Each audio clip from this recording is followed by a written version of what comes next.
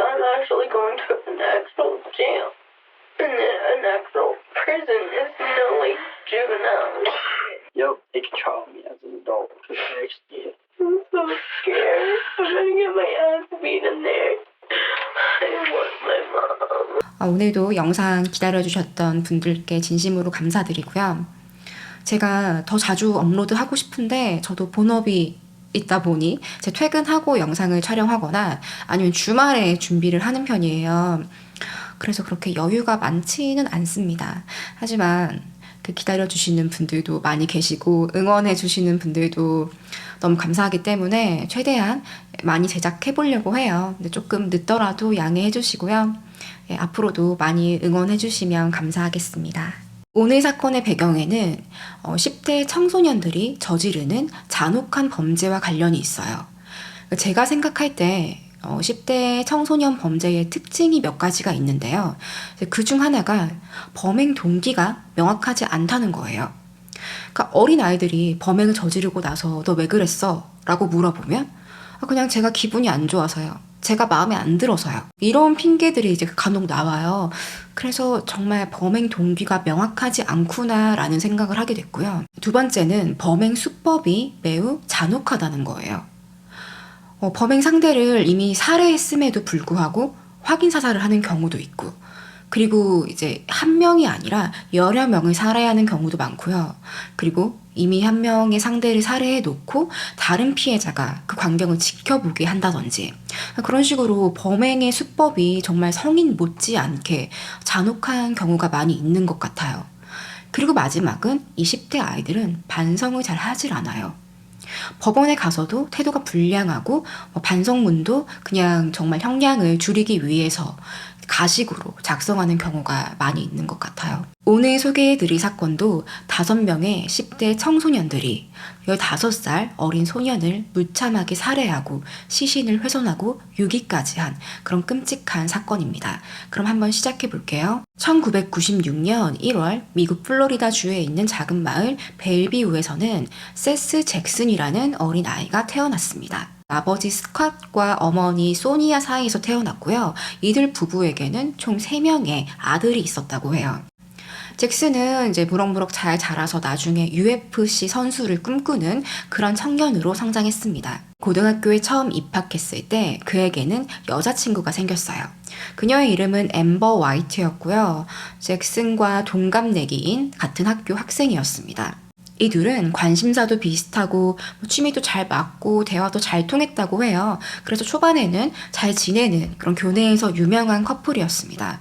그러나 얼마 지나지 않아 둘은 점점 싸우는 횟수가 잦아졌어요. 둘이 자주 다투게 되면서 서로 안 좋은 말도 주고받고 관계가 점점 좋아지지 않았다고 합니다. 그렇게 결국 2011년 3월 3개월 만에 그들은 헤어지게 되었어요.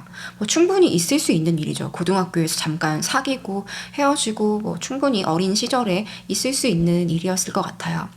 그리고 당시 이들의 나이는 15살이었습니다. 하지만 이들이 헤어지고 나서 이제 끝이 좋지 않았대요. 둘이서 맨날 험담하고 서로 욕하고 누가 싸웠니, 누가 때렸니 막 이런 루머가 교내에 퍼지면서 이제 점점 서로의 이미지가 깎아 내려가기 시작했어요. 그리고 이러한 불편한 관계는 페이스북에서 공개적으로 설전해 버리게 됩니다. 같이 페이스북 메시지를 한번 보시면요. 내가 너한테 얘기하고 보냈던 거 좀 읽어봐. 나는 너랑 끝났다고 분명 말했어. 너도 끝내야 한다고. 그리고 다음 메시지에서 네 이름조차 듣고 싶지 않으니까 그 녀석이랑 이완 하나 피우고 2번 다시 날 찾아오지 마. 우린 끝났어. 뭔가 둘의 관계 사이에 한 남성이 있다는 것을 알 수 있습니다. 마이크 바고라는 18살의 한 소년이었습니다. 겉모습으로 사람을 판단할 수는 없지만 이 사진만 봤을 때는 상당히 좀 공격적이고 좀 사납게 생기긴 했어요. 그리고 실제 마이크에게는 전과 기록도 있었고요. 그리고 총을 들고 다니면서 마치 자기가 갱스터의 그 일원인 것 마냥 어린 나이임에도 이제 그런 모습을 하고 다녔다고 합니다. 당시에 잭슨은 엠버와 만나고 있을 때 엠버가 이 마이크와 바람을 피고 있다고 생각을 했었대요. 그래서 너 바람 피는 거 아니야? 너 마이크랑 왜 그렇게 가깝게 지내는 거야? 도대체 둘이 무슨 사이야? 이렇게 물었지만 엠버는 둘은 전혀 그런 사이가 아니고 우린 단지 가깝게 지내는 친구일 뿐이다 라고 말했다고 해요. 하지만 이게 마음에 안 들었던 잭슨은 결국 엠버에게 이별을 통보했고 그들은 헤어지게 된 거죠. 하지만 이렇게 헤어지고 나서 엠버는 마이크와 공식적으로 데이트를 했다고 합니다. 둘이 뭐 사귀게 된 건지는 잘 모르겠어요. 그냥 더욱더 가깝게 지내면서 좀 데이트를 하고 주변 친구들이 봤을 때도 쟤네 만나는 거 맞네 이렇게 보여질 정도였다고 합니다. 그리고 이 모습을 보고 분노한 잭슨은 페이스북 메시지에 더욱 공격적으로 엠버를 욕하기 시작했어요. 너 내가 그럴 줄 알았어. 너 마이크랑 바람 핀 거 맞지? 너 마이크랑 약도 하잖아. 이런 식으로 공개적으로 그녀를 공격을 한 거죠. 당연히 엠버는 화가 났겠죠. 그렇다고 엠버가 잭슨에게 일방적으로 공격을 받고 있는 건 아니었어요. 그냥 둘이 같이 페이스북에서 공개적으로 싸운 거예요. 욕도 좀 섞어가면서. 점점 화가 난 엠버는 결국엔 마이크에게 이제 이 사실을 일러 바칩니다. 야, 내 전 남친, 나 X라고 페이스북에다가 욕하고 나 걔 때문에 힘들어 죽겠어. 너가 좀 어떻게 손봐주면 안 돼? 근데 마이크는 아까 보셨다시피 되게 공격적인 성향의 아이였어요. 그래서 마이크도 점점 이제 엠버에게 이런 이야기를 듣다 보니까 이제 화가 났고 그때부터 잭슨에게 악감정이 생기기 시작했습니다. 그리고 실제로 마이크는 잭슨의 집에 찾아가서 잭슨에게 협박을 했어요. 너 내가 총 들고 있는 거 알지? 내 총알에 네 이름도 새겨져 있어. 너 한 번만 더 까불면 그리고 또 엠버 괴롭히면 내가 가만히 안 둘 거야. 이렇게 협박을 한 적도 있다고 합니다. 엠버와 마이크는 여느 다른 10대 아이들처럼 그룹을 지어서 어울리기 좋아하는 아이들이었어요. 당시 마이크는 엠버의 이복 오빠인 카일리와 또 다른 친구 저스틴과 함께 살고 있었습니다. 이들이 10대인데 왜 이렇게 같이 살았는지는 알 수가 없지만 뭐 어떠한 이유에서인지 이들은 부모와 함께 살고 있지 않고 나와서 따로 자취를 하고 있었어요. 그리고 이들이 자취하는 집은 엠버의 친구 찰리의 집이었습니다. 이렇게 엠버와 마이크, 카일리, 저스틴, 찰리가 총 5명이 이렇게 함께 어울려서 지내는 그룹이었습니다. 그리고 엠버는 잭슨과 헤어지고 이렇게 막장으로 싸우게 되자 자신의 오빠인 카일리에게도 이 사실을 말했어요. 오빠, 내 전남친 나 너무 귀찮게 하고 나를 학대하고 있어. 폭언도 해. 카일리는 당연히 화가 났겠죠. 자기 동생한테 욕하고 페이스북에서 공개적으로 망신을 주니까. 하지만 그 이유보다도 카일리가 잭슨에게 더욱더 안 좋은 감정을 갖게 된 계기가 있었어요.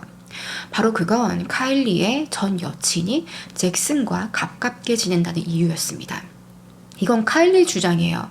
카일리가 한 번은 전 여친의 집에 간 적이 있는데 그때 그 전 여친과 잭슨이 한 침대에 있는 것을 목격했다고 합니다. 그때부터 점점 잭슨에 대해서 안 좋은 감정이 생기기 시작했고 그러는 와중에 동생까지 잭슨에게 피해를 받았다라고 말을 하니 내가 이 녀석 기회가 되면 한번 손봐주겠어 라고 이제 벼르고 있었던 거죠.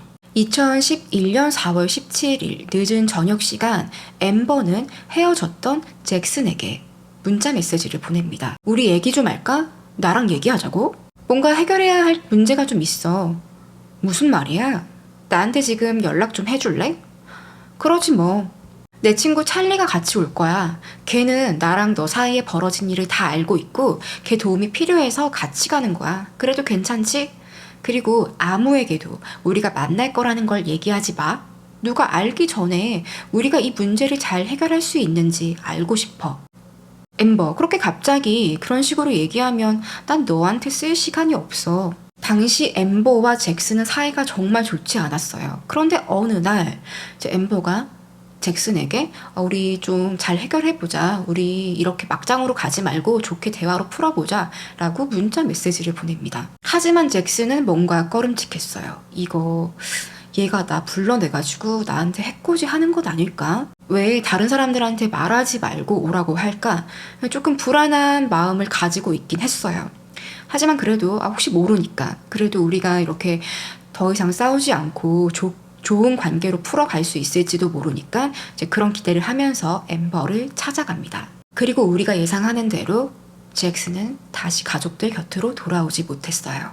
그날 밤 잭슨이 집에 돌아오지 않자 잭슨의 부모님은 걱정하기 시작했어요. 얘가 연락도 없이 전화도 한 통 없이 어디 간 거지? 평소에 이제 늦으면 늦는다고 연락을 잘 하던 아들이었기 때문에 이제 부모님은 당연히 걱정을 할 수밖에 없었고요. 잭슨의 나이는 고작 15살이었습니다. 아무리 고등학생인 아들이라고 해도 미성년자이기 때문에 이제 걱정이 됐던 거죠. 그리고 몇 시간이 흐른 뒤 이 부모님은 경찰에 실종 신고를 합니다.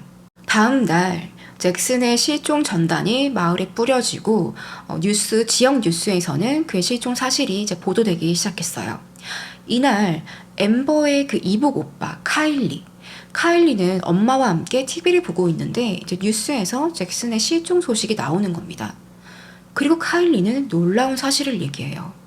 엄마, 사실은 있잖아. 우리 앰버랑 나랑 저 사건에 관련 있어. 근데 우리는 아무것도 안 했어. 마이크라고 진짜 미친놈이 하나 있거든. 걔가 다 한 거고 우리는 그냥 조금 지켜보고 조금 도와준 것 뿐이야 라고 말을 합니다. 엄마는 깜짝 놀랐죠. 자신의 아들과 딸이 실종 사건에 연루되어 있다니. 그것도 얘기를 들어보니 어떻게 아이를 살해한 것 같다는 느낌이 든 거예요. 그래서 바로 경찰에 신고를 했고 경찰은 잭슨의 실종 사건 용의자로 5명을 체포했습니다. 용의자가 많기 때문에 제가 간단하게 설명을 해드릴게요. 첫 번째 용의자 앰버는 당시 15세였어요. 그는 잭슨의 전 여친이었습니다. 그리고 카일리는 17살이었고요. 앰버의 이복 오빠예요. 그리고 카일리는 자신의 전 여친이 잭슨과 함께 잠자리를 했다는 이유로 아주 화가 나 있는 상태였죠. 그리고 저스틴은 당시 카일리와 마이크와 함께 살고 있는 유일하게 성인인 20살의 남성이었습니다. 그리고 마이크는 당시 18살이었고요. 앰버와 가깝게 지내는 사이였죠. 그리고 마지막으로 찰리는 18살의 여자아이였고요. 이 그룹을 지어 다니는 아이들 마이크와 저스틴 그리고 카일리는 찰리의 집에 렌트해서 살고 있었습니다. 경찰은 이들을 모두 체포했고요. 각각 다른 방의 취조실에 보내서 따로 조사를 받게끔 했어요. 혹시나 아이들이 입을 맞출 수도 있으니까. 하지만 이렇게 따로 조사를 받더라도 한 번씩은 애들을 몇 명씩 모아놓고 그들이 무슨 이야기를 하는지 CCTV로 지켜보기도 했습니다. 저스틴은 초반에 나는 이 사건과 전혀 관련이 없다라고 진술을 합니다. 자신은 잭슨이 누군지도 모르고 나는 전혀 모르는 일이다 라고 말을 해요. 하지만 당연히 경찰은 의심스러웠겠죠. 당시 앰버가 잭슨을 불러내서 이제 그들이 향한 곳은 찰리의 집이었어요. 이 아이들이 살고 있는 집. 저스틴은 이 집에 살고 있는 사람인데 그 집에서 무슨 일이 일어났는데 어떻게 모를 수 있겠어요. 경찰은 점점 저스틴과 대화를 하면서 그를 안심시킵니다. 그의 다리에 있는 문신을 얘기하면서 이거 문신 뭐야? 되게 멋있네. 이거 무슨 뜻이야? 라고 묻다가 너 다리에 이거 상처는 뭐야? 언제 난 거야? 라고 묻자 저스틴은 당황하면서 이거 제가 숲을 지나가다가 나뭇가지에 좀 긁힌 거예요. 아무것도 아니에요. 라고 말하면서 횡설수설하기 시작해요. What are all the scratches about? I was walking through the woods and some vines got a hold of it and like 3 or 4 vines wrapped around my leg and I went to go walk in it. 경찰은 알게 됐죠. 아이가 뭔가 숨기고 있구나. 거짓말을 하고 있구나. 라고 판단을 합니다. 그리고 잭슨의 전 여친 앰버는 15살이었기 때문에 어머니와 함께 취조실에서 조사를 받았어요. 너 잭슨이랑 무슨 사이였어? 라고 묻자 앰버는 그냥 내 전 남친이었는데 우리 헤어졌고 그때 나 걔한테 맨날 협박받고 폭행당하고 우리 사이 정말 안 좋았어. 그리고 내가 피해자라고. 그리고 앰버는 사건 당시 상황을 이렇게 설명을 해요. 나는 잭슨 최대한 피하고 싶었는데 좀 대화해서 잘 풀어보려고 내가 그날은 먼저 연락을 했다 잭슨에게. 그래서 우리 대화로 잘 풀어보자 라고 얘기를 하고 잭슨을 찰리의 집으로 불러냈다는 거예요. 그런데 어딘가 이상하죠. 아니 평소에 협박받고 학대당하고 있는 사람에게 누가 먼저 연락해서 만나자고 하겠어요? 무서워서?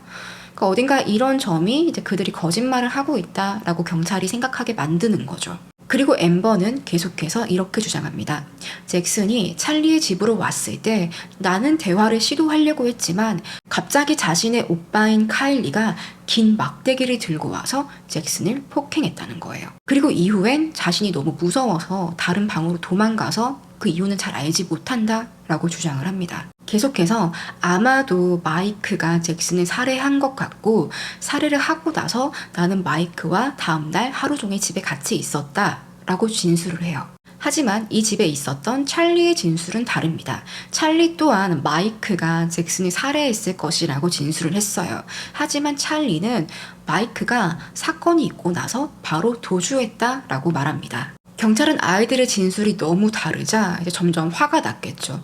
이 취조실 영상을 보시면 막 화를 내는 수사관도 있어요. What the hell are you doing? What's going on?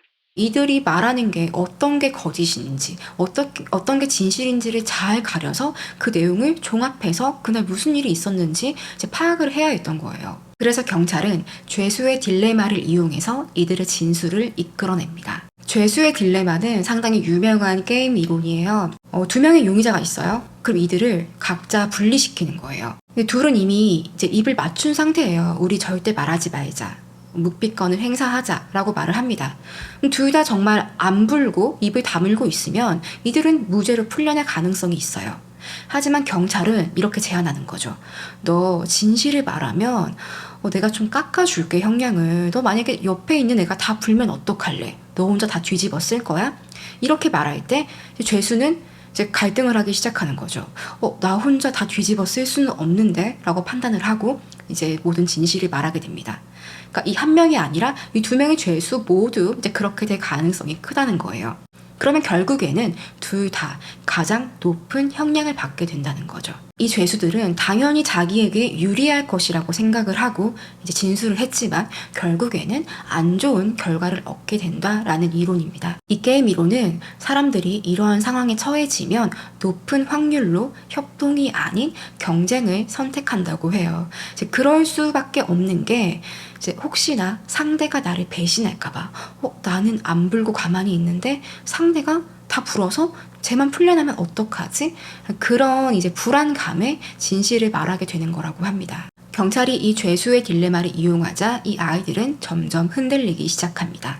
경찰이 용의자들에게 확인한 이 진술을 바탕으로 그날 있었던 상황은 이렇습니다. 잭슨은 앰버의 부름을 받고 찰리의 집으로 향합니다. 그리고 이 집에서는 이 일당들이 잭슨을 기다리고 있었어요. 당시 카일리의 증언에 따르면 그중 마이크가 어떤 정체 모를 약을 복용을 하고 눈이 반쯤 풀린 상태로 되게 위험해 보였다고 합니다. 어떤 약인지는 알 수 없는데 흰 색깔 알약을 복용한 상태였다고 해요. 그래서 그는 평소보다 더 공격적으로 보였고 뭔가 오늘 무슨 일을 치르겠다라는 생각이 들었다고 합니다. 그리고 잭슨이 아무것도 모르는 상태에서 찰리의 집에 도착했어요. 잭슨이 이 집에 도착을 하자 일당 중 한 명인 카일리는 기다란 막대기를 꺼내 들고 잭슨을 폭행하기 시작했습니다. 당시 잭슨은 필사적으로 도망가려고 했다고 해요. 내가 함정에 잘못 걸려들었구나. 내가 이럴 줄 알았어. 라고 분노하면서 도망치려고 했습니다.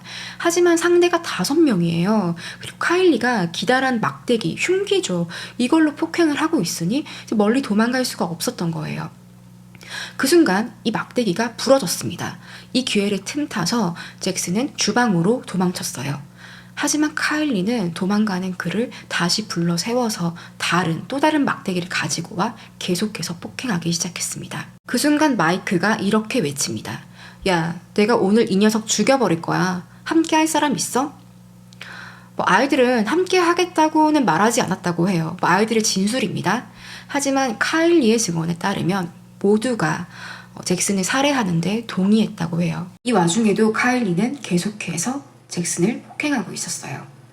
그리고 이윽고 마이크가 총을 꺼내들고 잭슨에게 한 발 쏩니다. 당시 주방에는 피가 흥건했다고 해요. 그리고 잭슨은 희미하게 의식이 있는 상태였고요. 이제 아이들은 패닉이 왔대요. 이거까진 아니었는데, 이런 건 내가 원하는 게 아니었는데 라고 생각을 하고 여자아이들 앰버와 찰리는 바로 방으로 도망쳤다고 합니다. 하지만 남자아이들은 지속해서 그 광경을 지켜보고 있었어요. 그리고 이들은 고민합니다. 야, 얘 죽을 것 같은데 시신을 어떻게 하면 좋을까? 일단 피를 다 빼야 하니까 욕실로 먼저 옮길까? 이렇게 이 남자아이들 3명은 잭슨을 데리고 2층에 있는 욕실, 욕조에 담궈버려요. 하지만 이때도 잭슨의 의식이 있었다고 합니다. 누구 한 명만, 이 5명 중에 누구 한 명만 911에 신고를 했어도 살 수도 있었을 거예요. 그렇게 희미하게 의식이 있는 잭슨이 욕조에 누워있는데 마이크는 이때 총을 한 번 더 발사합니다. 이들은 잭슨을 어떻게 처리해야 할지 계속해서 고민하고 있었어요. 그 순간 누군가 침낭을 가져왔고 잭슨을 그 속에 집어넣었습니다. 그리고 지퍼를 잠그자 마이크는 또다시 광분하면서 그 침낭을 발로 차면서 폭행하기 시작했고 총 6발의 총을 더 쏘면서 확인사살까지 했다고 해요. 그리고 이들은 잭슨의 시신이 담긴 침낭을 끌고 찰리의 집 뒷마당으로 이동했어요. 그곳에 나뭇가지들을 가져와서 불을 붙여 시신을 불태워버립니다. 정말 어린아이들이 저지른 사건이라고는 믿기 힘들지 않나요? 하지만 이게 끝이 아닙니다. 다음날 아침 시신이 모두 불에 타자 이들은 또 고민을 해요. 저 남아있는 저 잿더미들을 어떻게 하면 좋을까? 이미 시신은 형체를 알아볼 수 없을 정도로 상당히 훼손이 되어 있었죠. 그때도 마이크는 정말 정신을 못 차리고 잭슨의 그 두개골을 이때 아이들은 고민했대요. 야, 이거 시신들, 이 잿더미들 어떻게 할까? 땅에 묻을까? 강에 버릴까? 그러자 누군가 또 페인트통을 가지고 왔어요. 페인트통에 나눠서 담아가지고 우리 강물에 던져버리자. 야, 강물에 던지면 이거 떠오를 거 아니야. 너무 가볍지 않아? 그러면 이 속에 벽돌을 넣자. 그렇게 잭슨의 시신을 다 분리시켜서 페인트통 몇 개에 옮겨 담고 그 속에 이제 페인트통이 떠오르지 않도록 그 속에 벽돌을 하나씩 집어넣습니다. 그리고 이 통은 마이크가 누군가의 도움을 받아서 주변에 있는 물이 고여있는 채석장으로 향해요. 이렇게 아이들은 자신들이 완전 범죄를 했다며 좋아하고 있었죠. 이때까지도 아무도 911에 신고한 사람이 없었어요. 경찰은 곧장 찰리의 집 뒷마당과 채석장을 확인했습니다. 그 결과 그곳에서는 잭슨의 훼손된 시신들이 발견되었고요. 잭슨의 DNA도 확인이 되었습니다. 그리고 집안 곳곳에는 희미하지만 혈흔들이 아직 남아 있었고요. 특히 욕조에서 많이 발견되었다고 해요. 이렇게 이 5명, 10대 4명, 20대 1명은 1급 살인 혐의로 체포되었습니다. 하지만 이 아이들에게서 반성하는 모습은 전혀 찾아볼 수 없었어요. 미안함이나 죄책감보다는 그냥 내 인생 끝났어. 나 이제 어떻게 살아? 사람들이 나한테 손가락질 할 거야. 이런 고민밖에 안 하는 거죠. 그리고 서로가 서로에게 손가락질 하면서 너 때문이야. 너 때문에 생긴 일이야. 나는 직접적으로 하지 않았어. 라고 변명만 늘어놓았습니다. Maybe people are gonna hate us for this. I'm gonna be 20 by the time I get out. This is all gonna light us all. I'm so scared. I'm gonna get my ass beat in there. I want my mom. 하지만 팩트는 이거죠.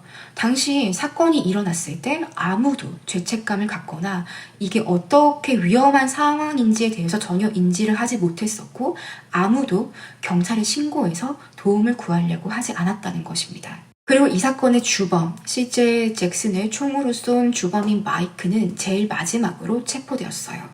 그는 사건이 있고 나서 바로 도주했고요. 그의 여자친구의 아버지 제임스의 집에서 이제 은닉하고 있었습니다. 여자친구가 또 있었나 봐요. 앰버가 여자친구는 아니고 복잡하죠. 그리고 마이크는 사건이 있었던 날 그 상황을 그 여자친구의 아버지인 제임스에게 영웅담처럼 얘기를 했다고 해요. 아저씨, 제가 오늘 무슨 일 했냐면요. 사람을 죽였어요. 아저씨 그래본 적 있으세요? 하면서 마치 자신이 무슨 영웅이 된 것 마냥 그 사건을 하나씩 늘어놓았다고 합니다. 제임스는 이 이야기를 듣고 바로 자수하라고 권유를 했대요. 하지만 이제 그러는 와중에 경찰에게 발각이 된 거죠. 그리고 제임스는 마이크가 그 잭슨의 시신이 담긴 페인트통을 채석장에 유기할 수 있도록 운전을 해준 혐의로 함께 기소가 되었습니다. 그리고 이들의 재판이 시작되었습니다. 저는 재판 결과 그 형량을 보고 정말 감탄했어요. 정말 이게 미국이구나. 우리나라에서는 있을 수 없는 일이구나. 라는 생각이 들었어요. 우선 플로리다 법원에도 청소년법이 있습니다. 만 17세까지 청소년으로 정의를 하고 이들은 이제 조금 낮은 형량을 받을 수 있게끔 재판을 한다고 하는데요. 하지만 이제 예외가 있어요.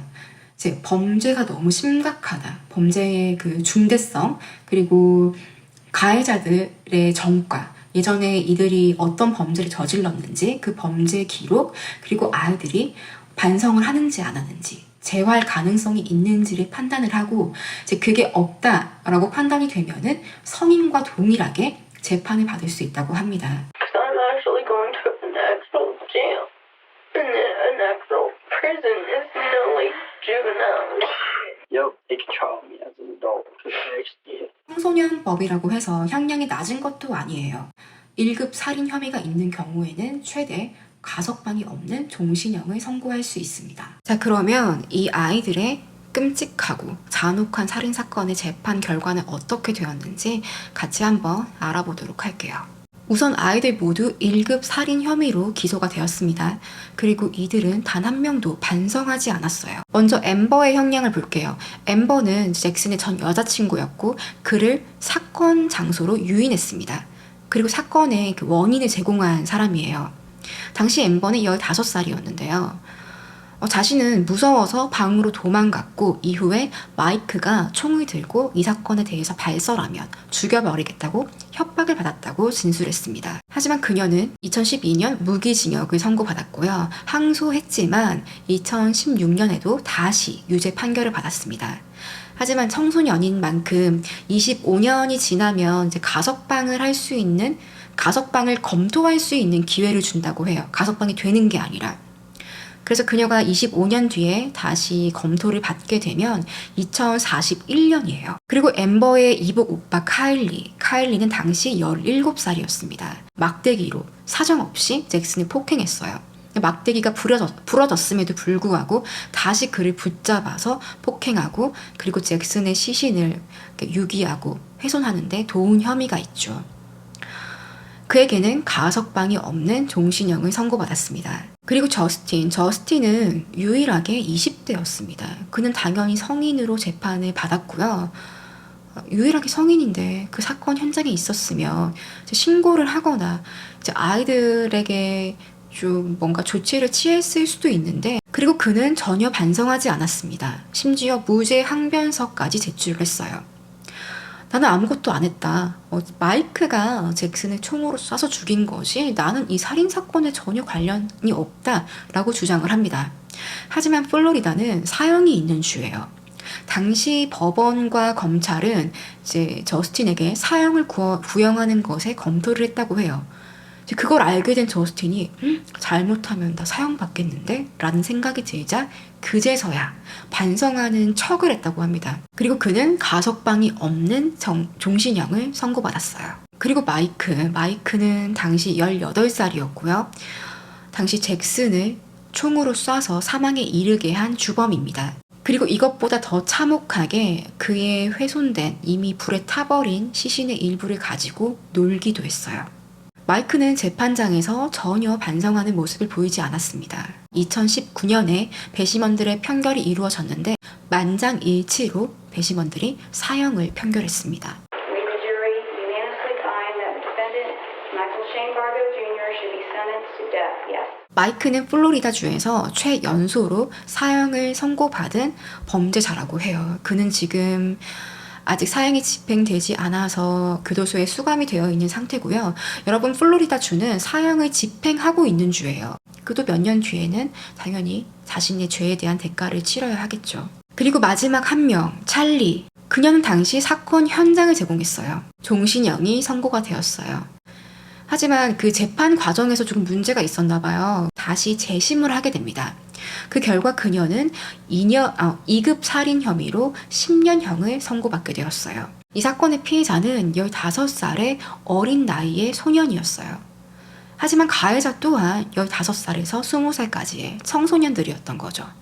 그래도 이 나이가 어리다는 이유로 이들이 면죄부를 받을 수는 없었습니다. 여러분, 한국 사건에 비해서 정말 높은 형량이지 않나요?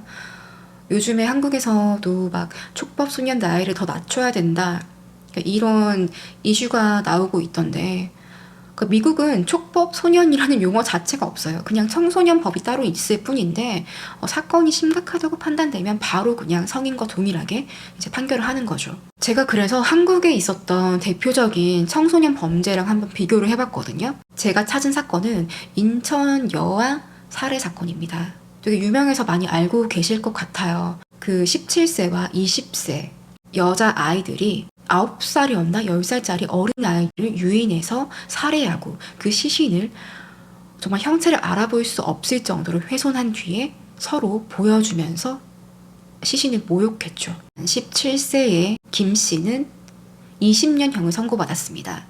당시 그녀가 청소년이었기 때문에 최대 형량이 20년형이었다고 해요.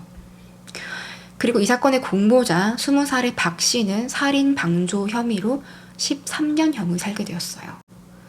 여러분, 앰버가 아까 재판 과정에서 앰버가 자신은 가담하지 않았고 잭슨이 불러낸 것밖에 없다. 나는 무서워서 도망가 있었다. 라고 계속해서 주장을 했죠. 하지만 그녀는 종신형을 선고받았습니다. 그 판결에 비해서 너무 비교되지 않나요? 그리고 직접 살해에 가담한 마이크는 사형을 선고받았어요. 오늘은 이렇게 10대 청소년들이 저지른 끔찍한 살인사건에 대해서 또 그들이 어떤 판결을 받았는지 그 형량에 대해서 이야기해봤고요. 혹시 영상이 기다려지신다면 꼭 구독과 알람 버튼을 클릭하시고 영상이 뜨면 바로 확인하시기 바랍니다. 그럼 다음에 뵐게요.